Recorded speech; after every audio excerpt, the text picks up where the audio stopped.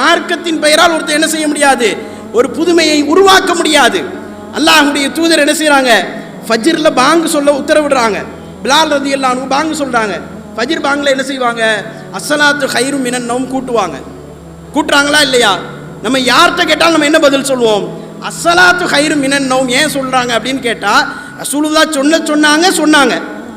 இப்போ நமக்கு பதில் கேள்வி கேட்ட என்ன எதுக்கு என்ன பதில் சொல்லுவோம், ஃபஜ்ர்ல எல்லாம் தூங்கிட்டு இருப்பாங்க, அதனால தூக்கத்தை விட தொழுகை சிறந்தது அப்படின்னு சொல்லுவோம். அசர்ல தூங்குறோமே நம்ம ஊர்ல, அசர்ல சொல்லிக்கலாமா? இங்க இருக்கக்கூடிய எந்த பள்ளி வாசல்களிலாவது அதை அனுமதிப்பார்களா? அனுமதிக்க மாட்டாங்க. ஏன்? அல்லாஹ்வுடைய தூதர் அங்க செஞ்சாங்க, இங்க செய்யல. இதானப்பா, இவ்வளவுதான் சிம்பிள். இஸ்லாம் என்பது மிக மிக இலகுவானது. ஏன் பிதஅத் இதெல்லாம் புரிஞ்சுக்கிறதுக்கு இவ்வளவு கஷ்டப்படணும்? ரொம்ப ஈஸியானது. அழகான வழிகாட்டு நெறிமுறை இருக்கிறது. ரசூலுல்லாஹ் இங்க செய்தார்கள். அப்ப அல்லாஹ்வுடைய தூதருடைய சொல், செயல், அங்கீகாரம், இதுதான் இஸ்லாம். இது அல்லாம எதுவும் இஸ்லாம் கிடையாது. அது என்ன வடிவத்தில் வந்தாலும் இஸ்லாம் கிடையாது.